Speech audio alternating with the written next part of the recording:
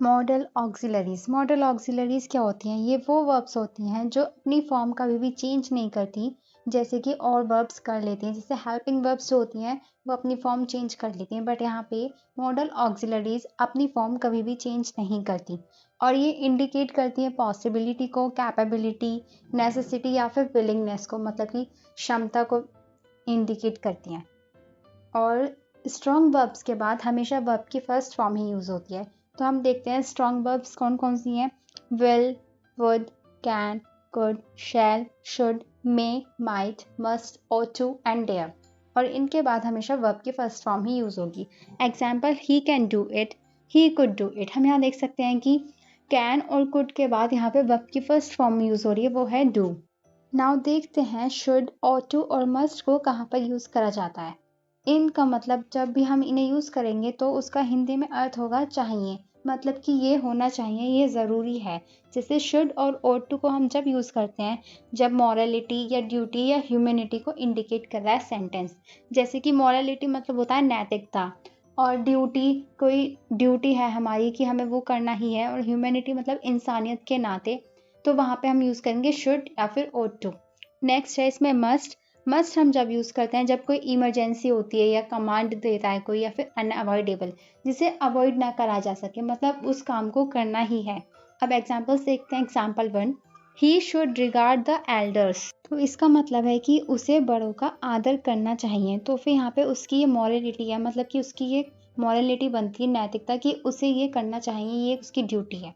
Next example, we ought to love our nation. हमें अपने nation से प्यार करना चाहिए, हमारा नेशन से हमें प्यार करना चाहिए। तो इसमें भी ये हमारी ड्यूटी है, और इसमें हम शुड भी यूज कर सकते थे, लेकिन हम देख रहे हैं कि यहाँ पे सेंटेंस में टू ऑलरेडी लिखा हुआ है, तो और टू ही है जिसमें टू यूज होता है। तो यहाँ पे और टू।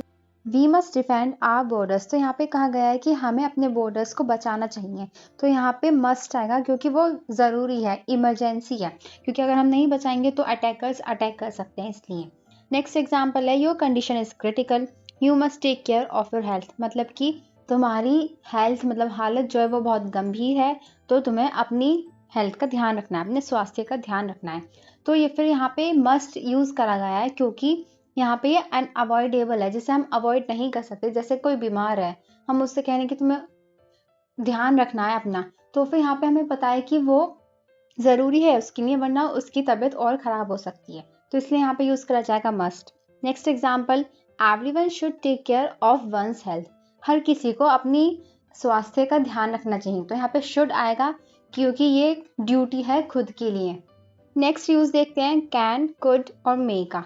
इन तीनों का मतलब हिंदी में सेम निकलता है, मतलब सकना, जो हो सकता है वो।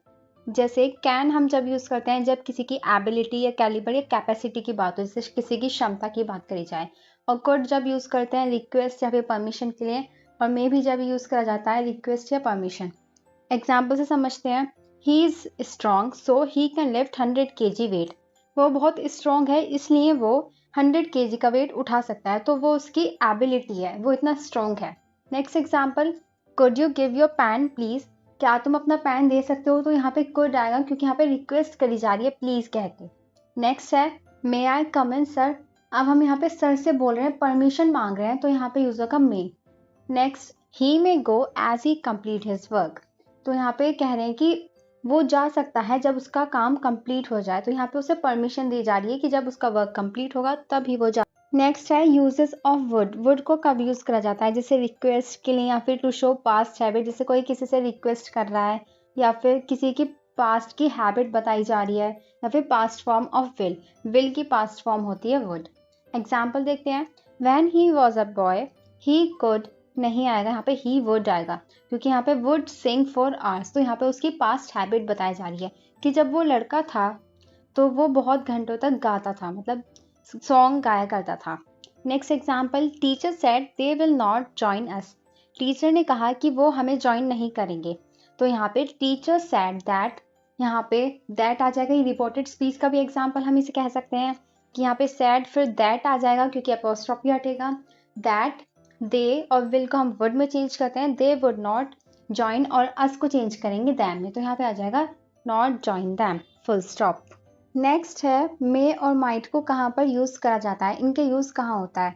तो हम देखेंगे कि मे और माइट हम जब यूज़ करते हैं जब किसी चीज़ की पॉसिबिलिटी हो, भले ही वो पॉसिबिलिटी बहुत ज़्यादा हो या कम हो, या फिर प्रोबेबिलिटी कुछ होने की संभावना हो। तो मे हम जब यूज़ करते हैं जब पॉसिबिलिटी 50-50% हो, मतलब 50% हो भी सकता है, 50% नहीं भी हो सकता। और माइट हम जब यूज़ करते हैं जब पॉसिबिलिटी बहुत ही कम होती है, मतलब स्लिम पॉसिबिलिटी। एग्जाम्पल देखते हैं, clouds are in the sky, it may rain today.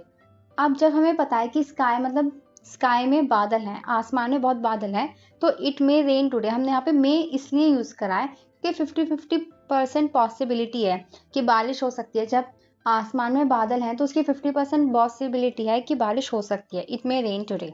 Next example, the sky is clear, it might rain today.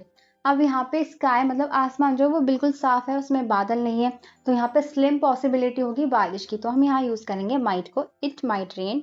Next, dare. Dare हम कब यूज़ करते हैं, इसका मतलब है टुगेदर करेज, मतलब इतनी हिम्मत है। जैसे पॉजिटिव में हम ऐसे यूज़ करेंगे, he dared cross the border during the war, मतलब उसमें इतनी हिम्मत थी कि उसने वॉर मतलब जंग के टाइम पे उसने बॉर्डर क्रॉस कर लिया। नेक्स्ट, अगर हम इसे नेगेटिव में देखें, डेयर का यूज़ नेगेटिव में कैसे होता है, तो he dared not to cross the border during the war, मतलब कि उसमें इतनी हिम्मत नहीं थी कि वो वॉर के टाइम पे, जंग के टाइम पे बॉर्डर क्रॉस नहीं कर पाए।